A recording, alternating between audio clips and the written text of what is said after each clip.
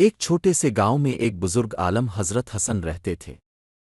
حضرت حسن ایک معروف عالم تھے اور ان کی حکمت اور علم کی وجہ سے گاؤں کے لوگ انہیں بہت مانتے تھے۔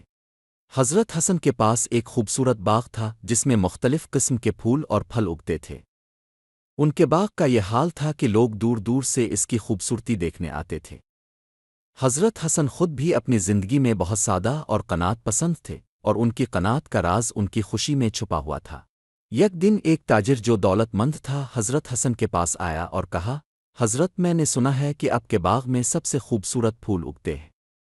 میں چاہتا ہوں کہ آپ مجھے اپنے باغ کی دیکھ بھال کے لیے ایک پیغام دے دیں تاکہ میں اپنے باغ کو بھی ویسا ہی خوبصورت بنا سکوں۔ حضرت حسن نے تاجر کی درخواست قبول کی اور کہا، میں تمہیں ایک سادہ سا پیغام دوں گا۔ قناعت اور شکر گزاری کی روشنی میں اپنے باغ کی دیکھ بھال کرو اور دیکھو یہ کیسے خوبصورت ہو جاتا ہے۔ تاجر نے حضرت حسن کی بات سنی اور اپنے باغ کو دیکھ بھال کرنے لگا، لیکن وہ حقیقت قناعت اور شکر گزاری کا فلسفہ سمجھنے میں ناکام رہا۔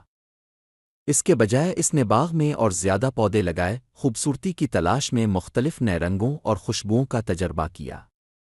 اس کی کوششیں کامیاب نہیں ہوئیں اور اس کا باغ پہلے کی طرح خوشبودار اور خوبصورت نہیں رہا۔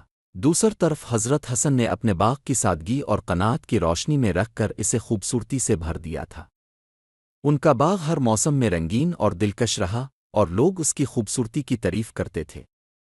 کچے عرصے بعد تاجر نے حضرت حسن کے پاس واپس آ کر کہا، حضرت میں نے آپ کی بات کو سمجھنے کی کوشش کی لیکن میرا باغ خوبصورت نہیں ہو سکا۔ میں نے تمام وسائل استعمال کیے لیکن پھر بھی کامیاب نہیں ہوا۔ حضرت حسن نے مسکرا کر جواب دیا، دیکھو قناعت اور شکر گزاری کی روشنی کو سمجھنا ضروری ہے۔ تمہارے باغ کی خوبصورتی تمہارے دل کی حالت پر منحصر ہے۔ جو چیز تمہیں قناعت نہیں دے سکتی وہ کبھی بھی تمہارے باغ کو خوبصورت نہیں بنا سکتی۔ اس کہانی کا سبق یہ ہے کہ قناعت اور شکر گزاری کے اصول زندگی میں خوشی اور سکون لاتے ہیں۔ ظاہری خوبصورتی سے زیادہ اہمیت دل کی حالت اور روح کی سچائی کی ہے۔ حضرت حسن کی سادگی اور قناعت نے ان کے باغ کو خوبصورت بنایا، جبکہ تاجر کی بے چینی اور عدم قناعت نے اسے ناکامی کا سامنا کرایا۔ کہانی ہمیں سکھاتی ہے کہ دل کی سچائی اور قناعت زندگی کی خوبصورتی میں بنیادی کردار ادا کرتے ہیں۔